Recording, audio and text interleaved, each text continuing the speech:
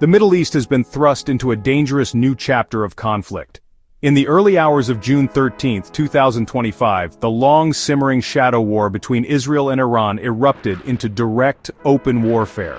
Israel launched a series of aggressive and targeted airstrikes deep inside Iranian territory.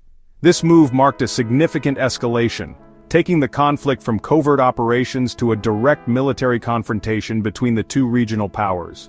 The world watched as years of tension and hostile rhetoric finally boiled over, pushing the entire region toward a wider, more unpredictable conflict that, honestly, many had long feared was inevitable. The Israeli government described its military action as a preemptive strike, a necessary measure of what it called national preservation. Officials claimed the primary targets were key sites associated with Iran's nuclear program, along with military headquarters and communication centers. The stated goal was to disrupt what Israel alleged was Iran's accelerated development of nuclear weapons. According to Israeli reports, the strikes were successful in eliminating several high-ranking Iranian military leaders and prominent nuclear scientists, delivering a severe blow to Iran's strategic capabilities and leadership structure. This justification, however, remains a point of international contention, as some observers noted a lack of immediate public evidence to support the claims of an imminent nuclear threat. The human cost of the Israeli attack was significant. Iran's official media channels quickly began reporting on the aftermath, painting a grim picture of the destruction. According to Iranian state sources, the strikes resulted in the deaths of 78 people, whom they referred to as martyrs, and left another 320 individuals injured. The attacks were not just aimed at isolated military facilities, but also impacted areas with civilian populations, leading to scenes of chaos and grief. This direct assault on Iranian soil, causing substantial casualties, was viewed by Tehran not just as a military strike but as a profound national insult that demanded a powerful and immediate response. This initial Israeli offensive set the stage for a rapid and forceful retaliation. By directly targeting Iranian soil and personnel, Israel crossed a red line that had previously been maintained through proxy conflicts and covert actions. The decision to strike was a calculated risk, based on Israel's assessment of the threat posed by Iran's advancing military and nuclear ambitions. However, this bold move also guaranteed a reaction from a proud and capable adversary. The attack on June 13 was not an end but a beginning, the opening salvo in a direct exchange of fire that would soon see the skies over Israel itself filled with incoming threats. Iran's response was not long in coming. On the evening of June 13, just hours after the Israeli strikes, Tehran unleashed a massive and coordinated retaliatory attack. The skies over the Middle East lit up as Iran launched what would become a sustained barrage of ballistic missiles and advanced drones aimed at strategic targets across Israel. This was not a limited or symbolic gesture. It was a full-scale assault designed to demonstrate Iran's military reach and its willingness to engage in direct conflict. Air raid sirens blared across Israel, from the northern borders to the southern deserts, signaling the arrival of a new and frightening reality for its citizens. The Iranian attack was strategically complex, employing a multi-layered approach to overwhelm Israel's sophisticated air defense network. Reports indicated that over 150 ballistic missiles, including advanced models like the Shahab-3 and Sejil, were fired in multiple waves. These were accompanied by approximately 100 kamikaze and reconnaissance drones, launched simultaneously to saturate and confuse Israeli radar systems. The primary targets included the bustling metropolis of Tel Aviv, the strategically important Negev military base, and critical infrastructure sites in cities like Ashdod and Beersheba. This massive, coordinated assault was a clear message of Iran's capability to inflict significant pain directly upon the Israeli heartland. The impact of the Iranian missiles was felt across Israel. While many were intercepted, a number managed to penetrate the defensive shield. In the Tel Aviv suburb of Ramat Gan, at least one woman was killed when a missile struck a residential area. Across the country, at least 41 people were reported injured, suffering from shrapnel wounds or the concussive force of the blasts. In Tel Aviv, smoke was seen rising from industrial zones, and residents reported significant damage to buildings. The attacks caused widespread panic, forcing millions of Israelis to seek refuge in bomb shelters as the volleys of missiles continued to rain down from the sky. As of June 14, the situation remains tense and dynamic. The Israeli military has confirmed that its own strikes on Iran are ongoing, while new waves of Iranian missiles continue to be launched toward Israel.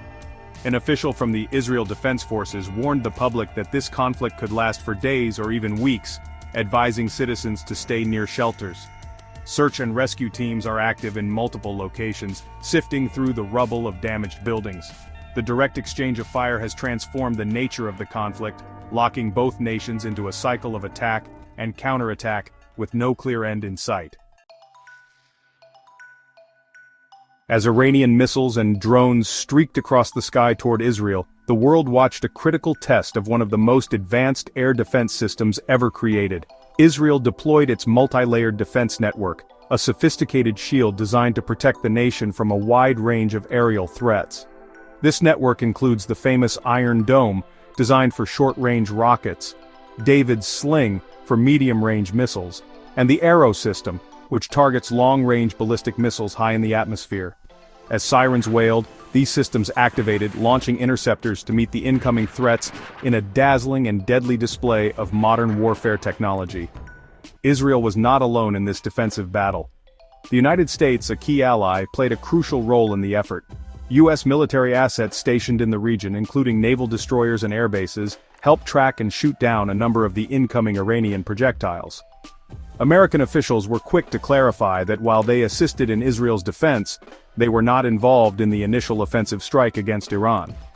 Other allies, including the United Kingdom and France, also provided support, primarily through satellite detection and regional radar intelligence, contributing to the overall defensive effort and highlighting the international dimension of the escalating conflict. The effectiveness of the defense systems became a central point of contention.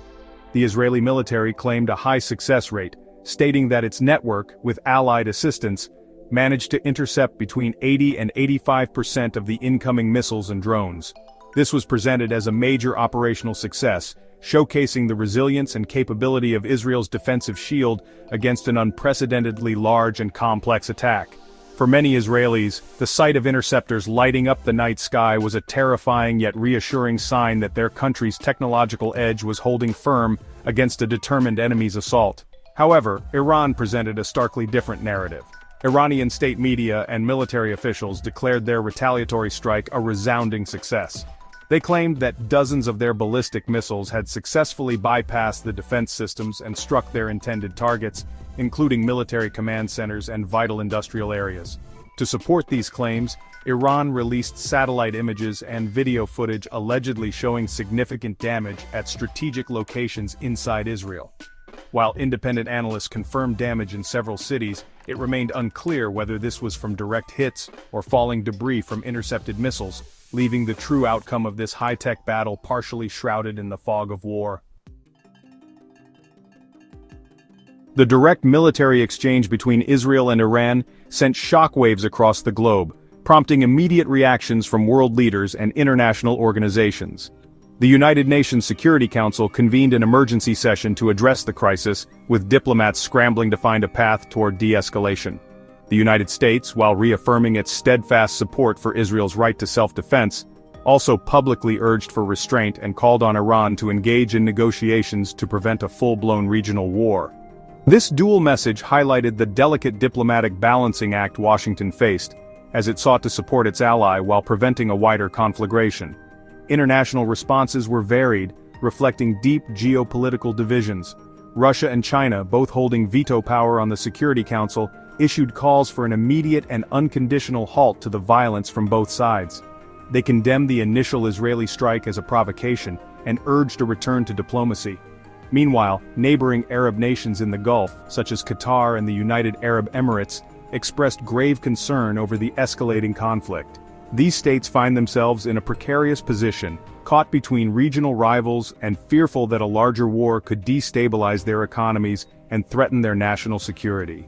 This conflict is significant not only for its scale but for what it reveals about modern warfare. It marks the first time Iran and Israel have engaged in such a large-scale, direct military confrontation, moving their long-standing animosity out of the shadows.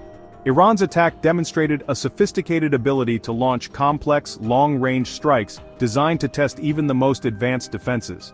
For Israel, while its defense systems performed well, The attack exposed the psychological and strategic vulnerability of being targeted by a massive barrage, proving that no defense is entirely impenetrable.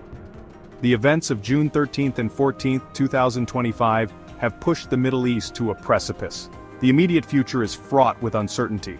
The risk of miscalculation is incredibly high, and any further escalation could draw in other regional and global powers, leading to a catastrophic war. Humanitarian organizations are already preparing for the potential fallout, including a possible refugee crisis. The world now holds its breath, hoping that diplomacy can prevail over the drumbeat of war. The critical question is whether leaders in Israel, Iran, and beyond can pull back from the brink before the conflict spirals completely out of control. If you enjoyed this video, please like and subscribe for more updates.